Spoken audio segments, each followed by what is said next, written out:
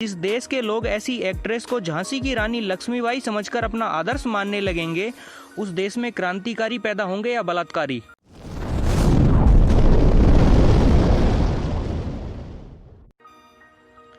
नमस्कार दोस्तों, वंदे मातरम सभी को। दोस्तों, आजकल देश में एक नई सो कॉल्ड झांसी की रानी आई है। शायद आप समझ गए होंगे, उनका नाम है कंगना रनौत। बहुत से हिंदूवादी इनके समर्थन में जगह जगह प्रदर्शन कर रहे हैं।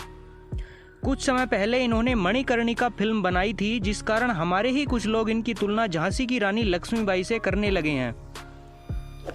दोस्तों, अगर कंगना रनौत मणिकर्णिका फिल्म बनाकर झांसी की रानी बन गई, तो फिर पाकिस्तान परस्त शाहरुख खान दिल है हिंदुस्तानी चक दे इंडिया जैसी मूवी बनाकर देशभक्त क्यों नहीं हुआ?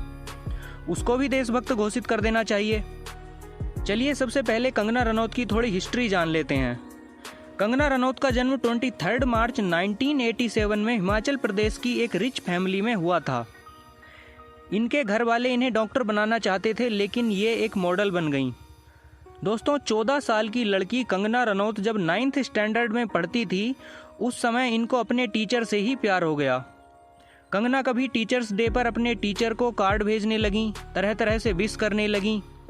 उसके बाद चंडीगढ़ में जब ये अप्रोक्स 16 ईयर्स की थीं, तब इनकी दोस्ती एक 28 साल के लड़के से हुई, जो कि इनकी फ्रेंड के बॉयफ्रेंड का दोस्त था।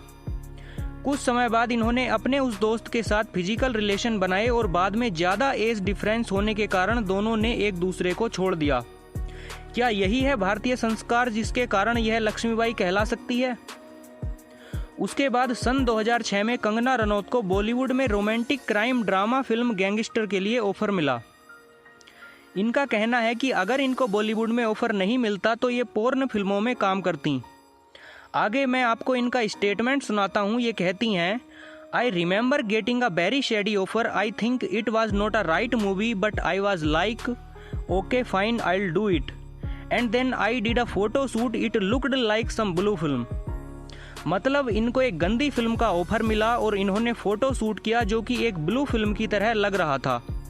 आगे शायद आपको ये भी मालूम होगा कि आदित्य पांचोली, अध्ययन सुमन, अजय देवगन, निकोलस लेफर्टी, ऋतिक रोशन, ये सब कंगना रनौत के बॉयफ्रेंड रह चुके हैं।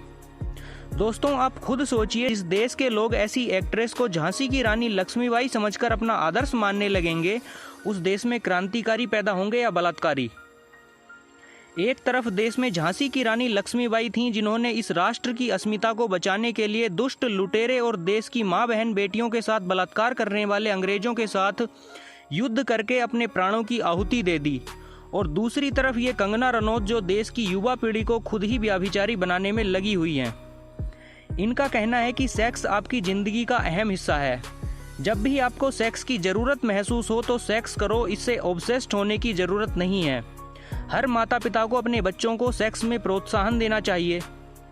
अब मेरा आपसे प्रश्न है कि समाज अगर ऐसी लड़कियों की तुलना क्रांतिकारियों से करने लगेगा, तो वेश्याओं की तुलना किससे होगी?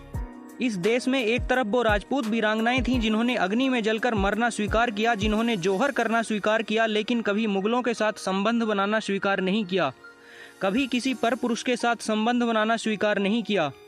और दूसरी तरफ ये कंगना रनौत है, जो पैसों के लिए पोर्न स्टार तक बनने को तैयार थी। दोस्तों, यह शर्म की बात है कि राष्ट्रवाद और धर्म के तथाकथित ठेकेदार कंगना रणावत से इस देश के लोगों को नकली हिंदूवाद और राष्ट्रवाद की ओर ले जा रहे हैं। भारतीय संस्कारों और संस्कृति पर केवल तन नहीं अपितु मन क्रम वचन से चलने वाली रानी लक्ष्मीबाई, रानी पद्मिनी, रानी कित्तूर चिन्नम्मा, माता अहिल्याबाई होलकर जैसी त्यागी, धर्मनिष्ठ, संस्कारी वीरांगनाएं हों, उनके समकक्ष कंगना रणावत जैसी भारतीय संस्कारों की धज्जियां उड़ाने से लेकर अपसंस्कृति, अश्लीलता, चरित्रहीनता, स्वार्थ और अवसरवादी महिला को जोड़ना शर्म ही नहीं, बल्कि वीरांगनाओं पर कलंक का विषय है। आगे लोगों का कहना है कि साहब कंगना रनौत हिंदूवादी हैं, ये बॉलीवुड नेपोटिज्म के बारे में बोलती हैं। अब जरा एक नज़र कंगना रनौत के हिंदूवाद पर भी डाल लेते हैं।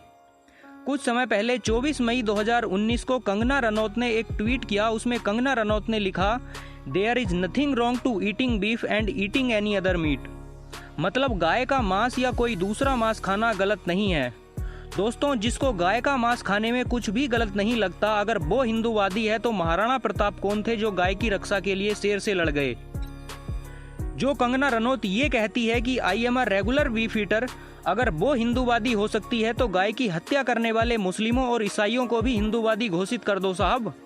क्या फर्क है कंगना रनौत में और गोद्रोहियों में? जिस देश में एक गाय को न्याय दिलाने के लिए देवी अहिल्याबाई होलकर ने अपने बेटे को मृत्यु दंड की सजा सुना दी, आज उसी देश में गाय का मांस खाने वाली कंगना रनौत लोगों को हिंदूवादी नजर आ रही है। अगर ये गोमांस खाने वाली कंगना रनौत लोगों को हिंदूवादी लगती है तो मंगल पांडे कौन थे साहब, जिन्होंने गाय की चर्बी लगे कारतूसों के कारण 1857 की क्रांति की थी। जिस कंगना रनौत को समाज आज हिंदू हितैषी समझता है, वास्तव में उसके फेवरेट एक्टर भी आमिर खान और शाहरुख खान हैं। ये तो वही हुआ कि 100 चूहे खाकर बिल्ली चली हज को। दोस्तों, इससे भी ज्यादा दुख की बात यह है कि हिमाचल प्रदेश के मुख्यमंत्री कह रहे हैं कि हिमाचल की बेटी का अपमान नहीं सहेगा हिंदुस्तान।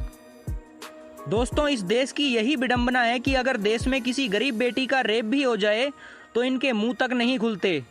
इन नेताओं के मुंह पर ताले लग जाते हैं, यहाँ तक कि उन गरीबों की सुनवाई तक नहीं होती। जब किसानों पर लाठीचार्ज होती है तब इन नेताओं के मुंह पर ताले लग जाते हैं। परंतु अगर बात किसी अमीर बॉलीवुड एक्ट्रेस की आ जाए तो पूरा देश और नेता चिल्लाने लगते हैं। दोस्तों, बीफ खाने के इस बयान से लेकर राष्ट्रवाद पर कंगना रणावत जो कहती दिख रही हैं, वो सिर्फ एक अवसरवादिता है जिसे सुनियोजित रूप से राजनीति और मीडिया में जगह बनाकर देश के वास्तविक मुद्दों से ध्यान हटाने का जिम्मा सौंपा गया है, ताकि देश बिक रहा हो, निजीकरण हो रहा हो, जीडीपी खत्म हो, कोरोना और वैक्सीन का षड्यंत्र हो, परंतु लोग कंगना रणावत के नाम पर तथाकथित देशभक्ति दिखा सकें। इसलिए दोस्तों, आपसे निवेदन है कि हमारी संस्कृति और सभ्यता को नष्ट करने वाले इस बॉलीवुड का बहिष्कार करें। वंदे मातरम, जय श्री राम, भारत माता की जय।